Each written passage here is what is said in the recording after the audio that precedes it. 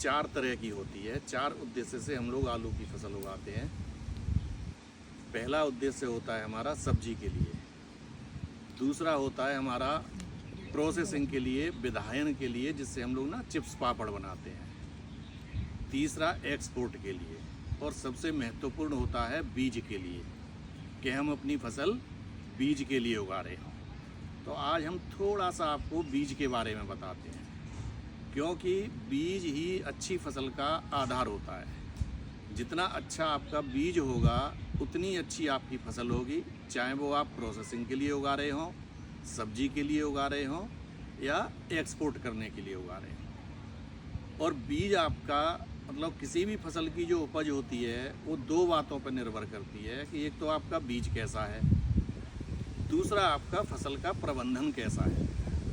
फसल के प्रबंधन में आपके खाद, पानी, कीटनाशी, फफूंदनाशी, कब आप उसको बो रहे हैं, कब आप उसको काट रहे हैं, ये खरपतवार का नियंत्रण कैसा है, ये सारे आते हैं आपके फसल के प्रबंधन में। जबकि बीज की गुणवत्ता आपकी अकेली ही बहुत अधिक निर्भर करता है कि आपकी बीज की गुणवत्ता कैसी है, बीज कैसा है, जिससे कि आपकी फसल की उपज सबसे अधिक प्रभावित होती है।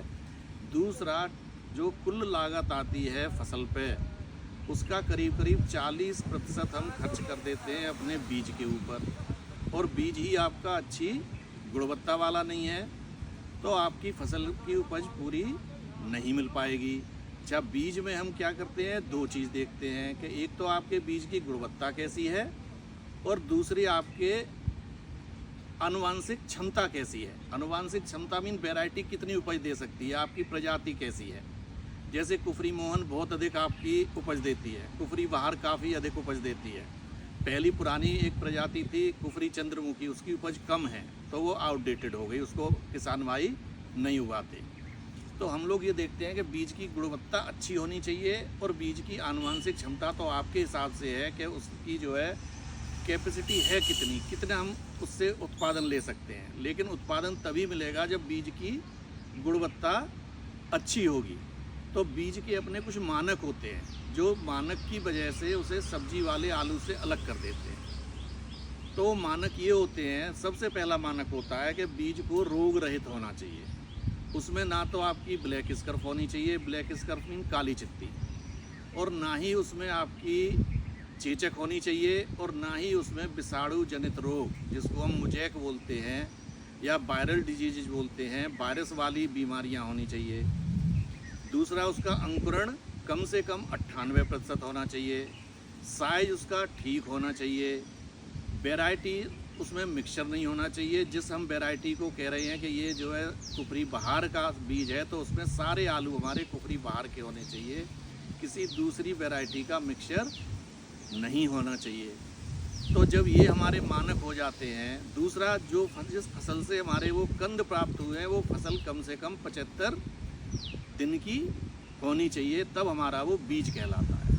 जबकि सब्जी वाली फसल में ऐसे कोई मानक नहीं है, थोड़ा बहुत मिक्सचर भी चल जाएगा, कच्चा है आलू, पका है आलू, कोई ऐसा नहीं है। जबकि प्रोसेसिंग के भी अपने प्रोसेसिंग के हिसाब से मानक होते हैं, एक्सपोर्ट वाले के एक्सपोर्ट के हिसाब से मानक होते हैं। आज हम बात कर रहे हैं अपनी बीज वाली फसल की। तो हमने आपको मानक बताए बीज के, कि बीज का अंकुरण होना चाहिए पूरा, उसमें मिक्सचर नहीं होना चाहिए, रोग रहित होना चाहिए, साइज प्रॉपर होना चाहिए, फिजियोलॉजिकल मैच्योर होना चाहिए। फिजियोलॉजिकल मैच्योर मीन कम से कम फसल हमारी 75 से 80 दिन पे काटी हुई होनी चाहिए। और ये सब प्राप्त करना कोई बहुत कठिन या असंभव नहीं है कि हम इसको प्राप्त ना कर सकें।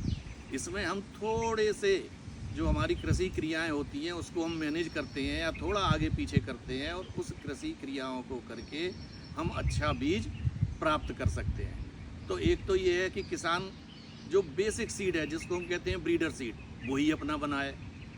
तो आज के टाइम पे ब्रीडर सीड बनाने के दो तरीके हैं, एक को हम कहते हैं कन्वेंशनल, और दूसरे को हम कहते हैं हाई टेक। हाई टेक कुछ नहीं होता है, इसमें टिश्यू कल्चर टेक्निक को हम उपयोग करते हैं। तो हाई टेक के लिए आपके लिए काफ़ी पैसा चाहिए। काफ़ी पैसा मीन पहले आप एक टिश्यू कल्चर की लैब बनाएंगे, फिर आप एक नेट हाउस बनाएंगे, एलाया टेस्टिंग लैब बनाएंगे, अगर और आगे जाते हैं फिर आप एक एरोपोनिक यूनिट बनाएंगे, तो इसमें बहुत सारा धन आपको चाहिए, तब आप ये सुविधाएं अपनी तैयार कर सकते हैं। दूसरी तरफ आता है हमारा कन्वेंशनल मेथड, जिसमें हमारी होती हैं स्टेज 1, स्टेज 2, स्टेज 3, स्टेज 4। इसके लिए हमें कोई बहुत ज़्यादा इंफ्रास्ट्रक्चर या बहुत ज़्यादा सुविधाओं की आवश्यकता नहीं होती है। इसमें हमें सिर्फ एक ELISA testing lab mean virus testing प्रयोगशाला हमें स्थापित करनी होगी, और वो ज़्यादा से ज़्यादा 15 लाख में हमारी तैयार हो जाती है। एक रूम चाहिए, थोड़े से हमें इंस्ट्रूमेंट चाहिए, और एक 12th स्टैंडर्ड की IQ वाला बंदा चाहिए, वो आपकी वायरस टेस्टिंग लैब चला लेगा। तो ये तो हो गया हमारा बेसिक सीड। अब हमारे लिए अच्छा एक और है कि हम जो है हाईटेक सिस्टम से, टिश्यू कल्चर सिस्टम से सारी प्रजातियों का बीज तैयार नहीं कर सकते। जो हमारी इस क्षेत्र की मुख्य प्रजाति है कुफरी बहार, उसी का बीज हम अभी टिश्यू कल्चर टेक्निक से तैयार नहीं कर सकते। जबकि हमारी जो कन्वेंशनल मेथड है, कन्वेंशनल मेथड से स्टेज 1, 2, 3, 4 के माध्यम से हम किसी भी प्रजाति का, सारी प्रजातियों का बीज तैयार कर सकते हैं। अब हम आते हैं क्लास ऑफ सीड। तो क्लास ऑफ सीड में सबसे पहला होता है हमारा ब्रीडर सीड, जिसको हम कहते हैं प्रजनक बीज। तो आलू के प्रजनक बीज पे एकाधिकार है हमारा केंद्रीय आलू अनुसंधान संस्थान का। इसके अलावा आज की डेट में कोई भी संस्थान या कोई भी प्राइवेट कंपनी ब्रीडर सीड नहीं बना सकती और नहीं बना रही है। ब्रीडर सीड से अगला स्टेप आता है हमारा फाउंडेशन सीड का, फाउंडेशन 1, उसको बोलते हैं आधार बीज 1। फिर उससे अगली पीढ़ी होती है आधार बीज 2, उससे अगली पीढ़ी होती है सर्टिफाइड सीड, या उसको हम कहते हैं प्रमाणित बीज। तो ये हमारी पीढ़ी तो जरूर हो गई, लेकिन ऐसा नहीं है कि हमने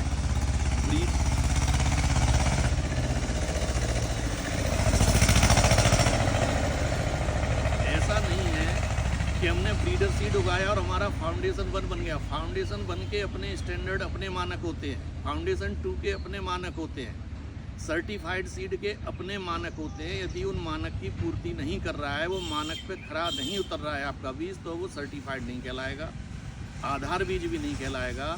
तो हमें इन सब के करने के लिए भी कुछ आवश्यक क्रियाएं होती हैं, कुछ विशेष क्रियाएं करनी होती हैं। उस तरह से जब हम बीज को बीज की तरह उगाएंगे, हम मीन कहना चाहिए कि प्रजनक बीज को या ब्रीडर सीड को जब सीड की तरह उगाएंगे, तभी वो हमारा आधार बीज बनेगा।